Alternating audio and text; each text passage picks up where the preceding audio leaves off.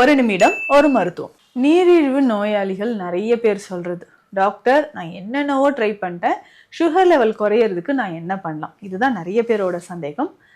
என்ன மூலிகை பயன்படுத்தலான்றத இப்போ பார்க்கலாம். நான் உங்கள் டாக்டர் நித்யா, சித்த மருத்துவர். பொதுவாக சுகர் குறையிறதுக்கு HbA1c லெவல் 3 months ஒன்ஸ் நம்ம ஆவரேஜாக பார்க்கறது தான். இந்த லெவல் நமக்கு குறையலனா நல்ல கசப்பான ஒரு மூலிகை தான் சிறுகுறிஞ்சான். சிறுகுறிஞ்சான்லாம் நான் சாப்பிட்டேன் டாக்டர் அப்படின்னு சொன்னீங்கன்னா இந்த மாதிரி ட்ரை பண்ணி பாருங்களேன், நல்ல ரிசல்ட் உங்களுக்கு கிடைக்கும். சிறுகுறிஞ்சான் பொடி ஒரு 100 கிராம்ஸ் எடுத்துக்கோங்க. இதனோட சீந்தில் பொடி 20 கிராம் சேர்க்கணும். வெந்தய பொடி 20 கிராம். மூன்று மூலிகை தான். நீங்கள் தொடர்ந்து ஒரு 15 நாள் சாப்பிடும்போதே நல்ல ரிசல்ட் இருக்கும். எப்படி டாக்டர் இது எடுக்கிறது அப்படின்னு கேட்டிங்கன்னா, காலையில் எந்திரிச்சோன்னே கொஞ்சம் வெதுவெதுப்பான தண்ணீர் குடிச்சிருங்க. அதுக்கப்புறம் டீ காஃபிலாம் எதுவுமே எடுக்க வேண்டாம்.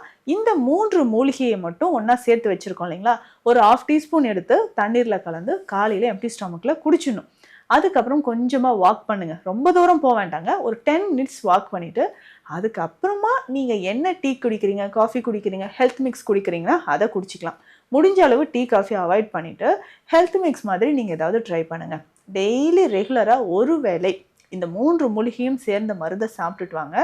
உங்களுக்கு HbA1c லெவல், சுகர் லெவல் நல்லாவே குறையும். இதில் முக்கியமான ஒரு விஷயம், சுகர்னால நரம்புகள் பாதிப்பு ஏற்பட்டு காலில் மதமதப்போ இல்லை கண் பார்வை குறைபாடு, டயபெட்டிக் ரெட்டினோபதி இருந்தாலும் இந்த மூலிகையை நீங்கள் கண்டிப்பாக ட்ரை பண்ணலாம்.